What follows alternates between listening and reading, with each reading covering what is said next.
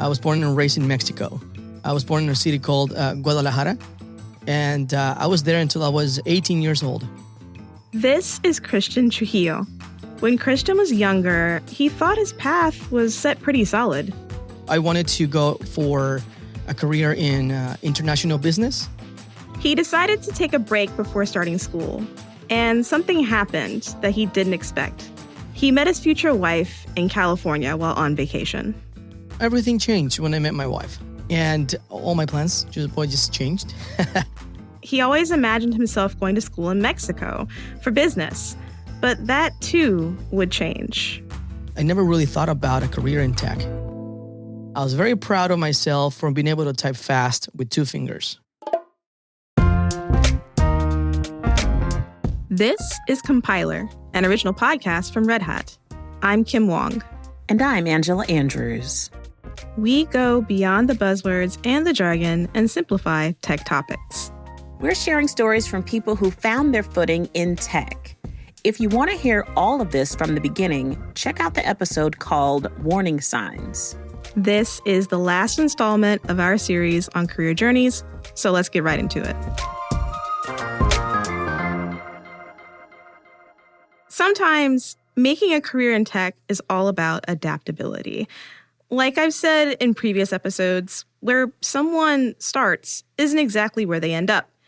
I spoke with 2 people who started out on different paths and learned how they both leaned into the challenges and found their way, and ultimately found their calling.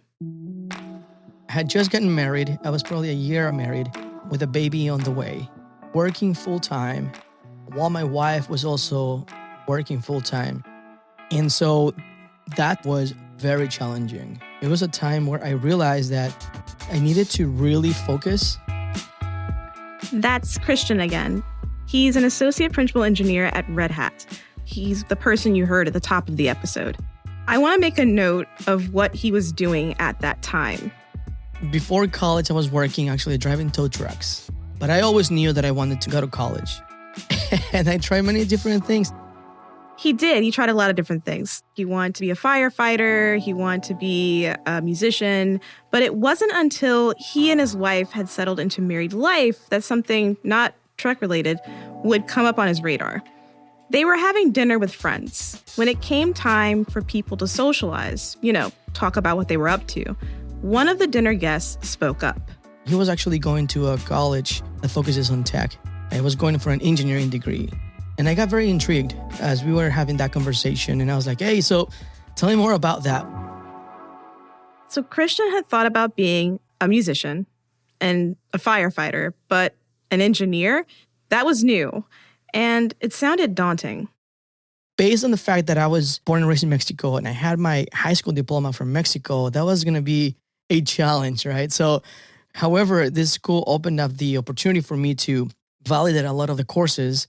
And I was actually accepted to go to that college. And that's how I decided to go into a computer science degree. Christian didn't have any context for a career in tech, unlike Diego Barrera, another person we spoke to.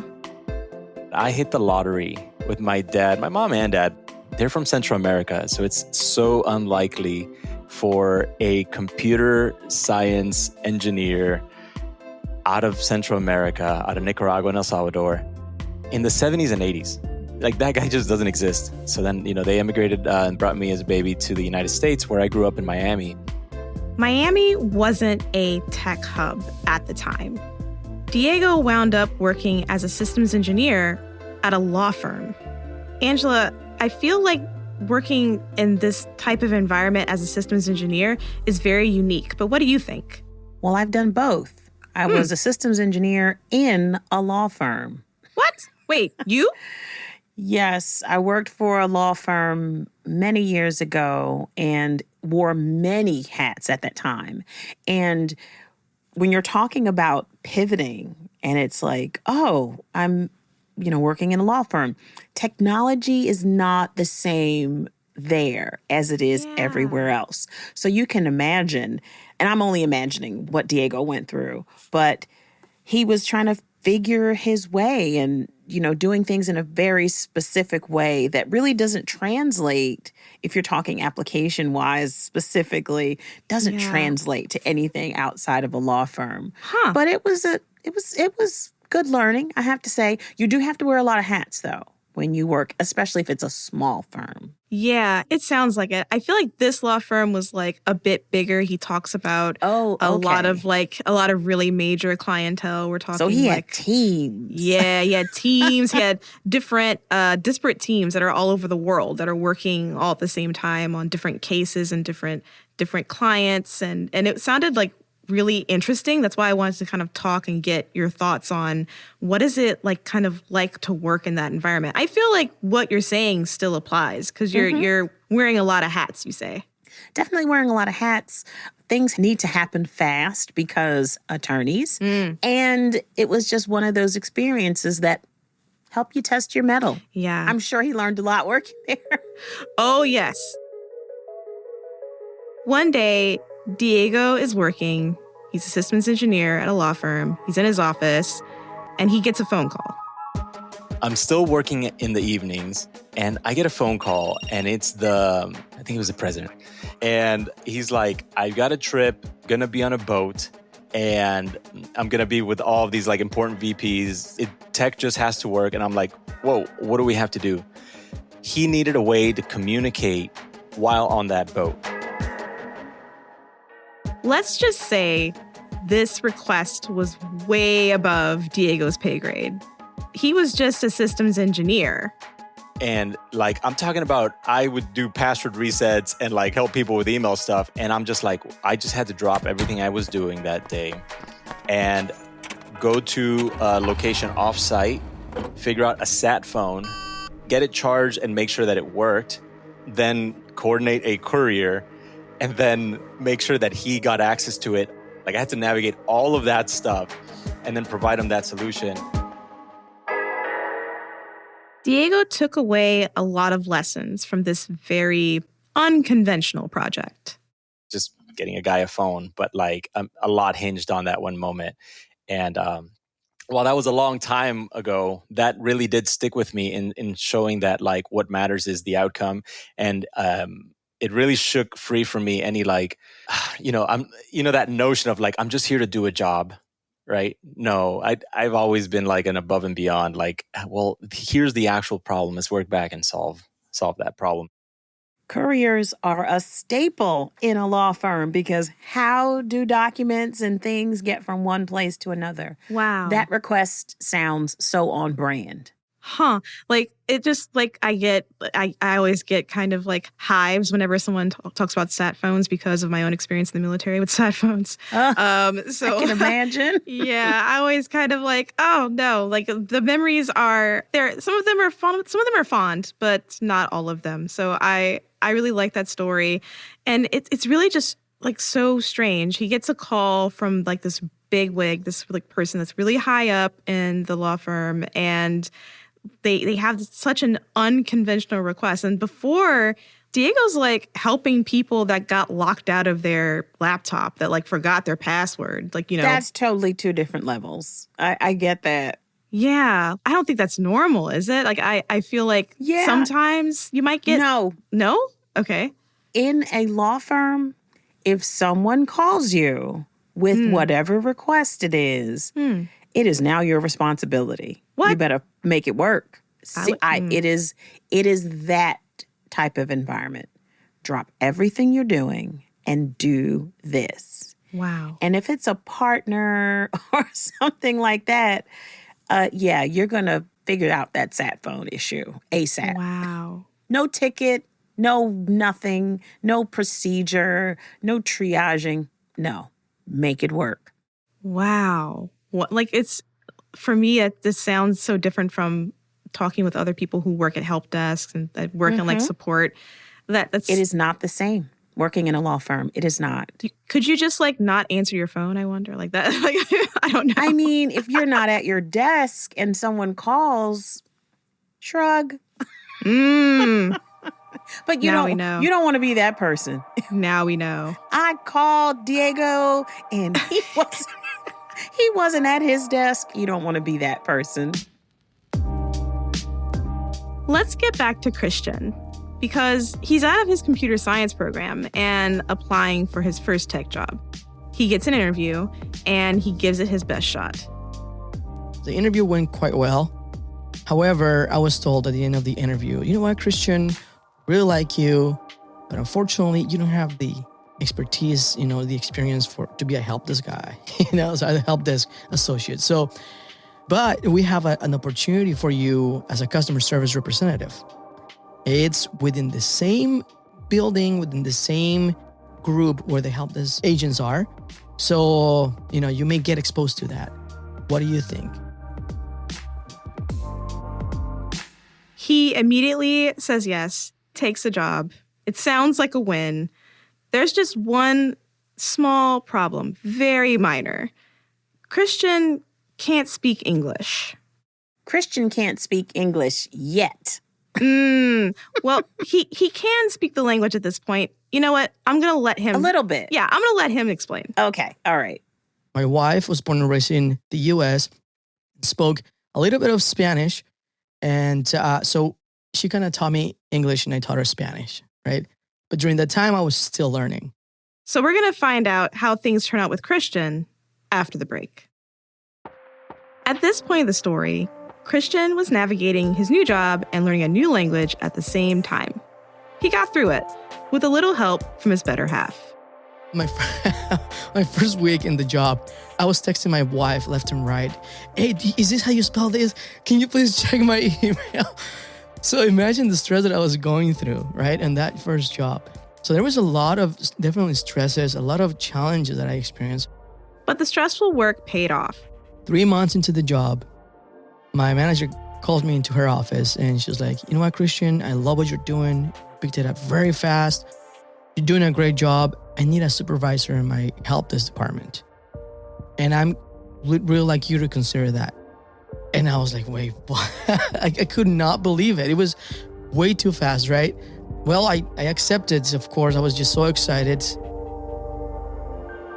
So 3 months, and he just lapped everybody else and got the supervisor role of the help desk. Yes. Where do they do that? Listen. He's pretty exceptional, Yeah. I must say. I think the texts from his wife are exceptional. I think that's what the exception part is right here. So she should be supervisor. I feel like she gets a lot of the credit here. Like, I feel like this was big teamwork on their part. For sure. And I know he gave her a lot of credit for that. Oh, absolutely. Meanwhile, our other guest, Diego Barrera, is broadening his horizons and getting a change of scenery in the process, moving from sunny Miami to San Francisco. And for the first time, my eyes completely opened about the difference of being in a tech market versus not. My salary nearly doubled, but in fairness, so did my cost of living. And I get this job at a startup that puts drones to work in enterprise. And at a later date, my mom reminded me, once I became a pilot, that ever since I was a kid, I wanted to become a pilot. This startup provided customers with drones to use for surveying land, usually for the purposes of construction. Drones are definitely a useful tool in that line of work, but when Diego and his team looked at their sales numbers, they encountered a surprise. What we realized was about half of the customers were churning at the time that I started. However, they love the company, they love the people, and they love the app. So you're like, how do you have that happen and customers still churn? And what we learned was that they had so many other requirements outside of the software subscription to make them successful that they needed a professional services arm to help them navigate certifications, training, regulations, SOPs, what hardware you buy. What is Diego talking about? These businesses could see the value of what his company was offering, but there was complexity, compliance, legal considerations.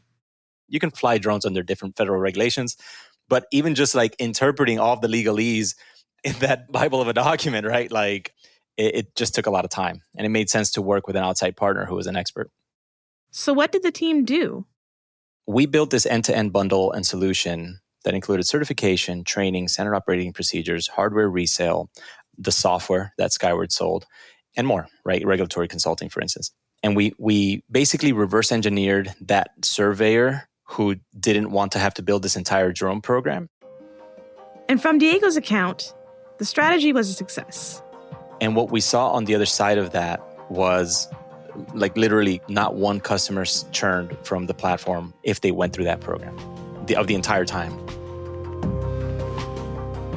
Angela, you have worked with some companies that are subject to compliance issues and a lot of regulation. I wanted to know what your take was on Diego and his team's approach. It was actually mastery. When you realize you don't have the skill set to deliver a solution your customer needs, you have to partner with someone that does.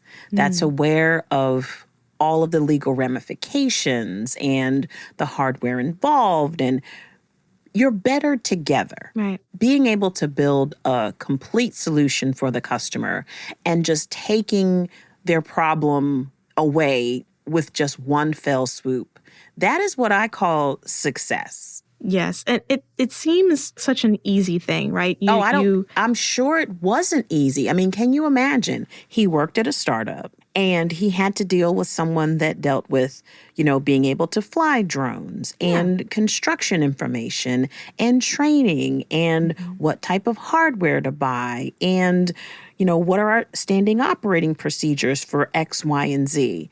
In my opinion, they're probably all different vendors or a vendor that does maybe one or two parts, and then you have to partner with someone else who does this part. So again, that's a lot of moving pieces. And to be able to collaborate and build a solution, a total solution to say, here, customer, this is everything you need. That's a lot.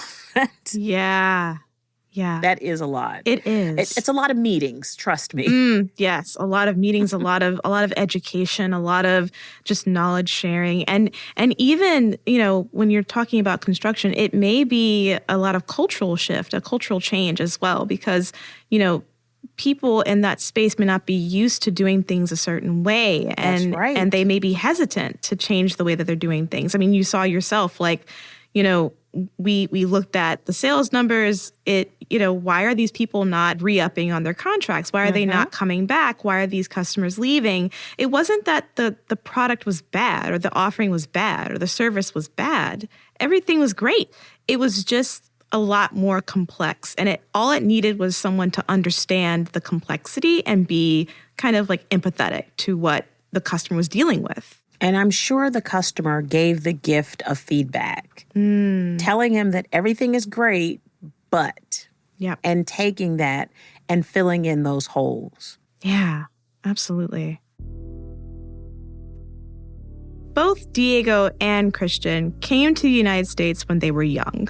And while they didn't have the same situations, they did learn to adapt and be flexible. I asked the both of them about what helped them navigate difficult situations, challenges, and big moments in their careers.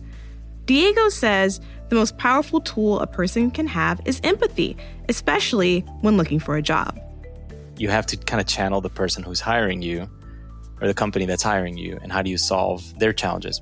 Let's say you're an individual contributor, you're at your day job. Well, you have a customer, and that is your boss. And your boss continues to buy your services over time. And this is a very simplistic way to look at it, but then it all gets down to being keenly aware of what is valuable and then finding a way to articulate that to that person or a group of people.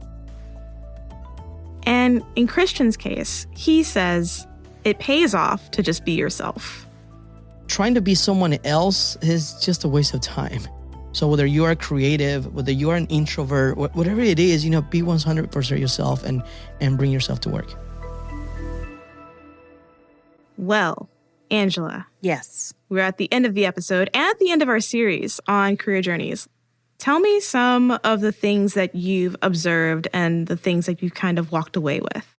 I think the guests have been absolute marvels, meaning they've taken something challenging and difficult and new and they've transformed themselves into a totally different person, a totally different role, a totally different career. If we're talking about previous episodes where you start at one place and you wind up somewhere else, seeing that transformation and seeing how that hard work and diligence paid off.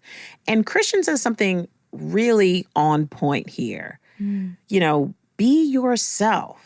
Everybody else is taken. That sounds very cliche, but that really does work because people want that level of authenticity. And why front? Why be someone that you're not? That's exhausting. So anyone in this position trying to level up or transition or making this ascension into this field that we call tech, it's always best to just be true to yourself. And work hard. Like, we can't forget that part. Yeah. I feel like the stories that we've highlighted these last couple of episodes really take the fear factor out of making your way through tech or like trying to break into the industry or trying to kind of map your way through your career. It takes a lot of the fear out of it. Hearing these stories makes me less intimidated by all of these, you know, decisions that a person has to make or that I have to make or someone that I love has to make about what they ultimately want to do with their life. Because like you said, like they can just change and where they start is not where they finish. And exactly. That really takes kind of the fear out of it. And it really makes a person feel empowered to just take the leap or take the jump into a career that they love and that they're passionate about. This was such a great series. Yay. I think it was captured very well that, again, you don't necessarily end up where you're starting. The world's yours.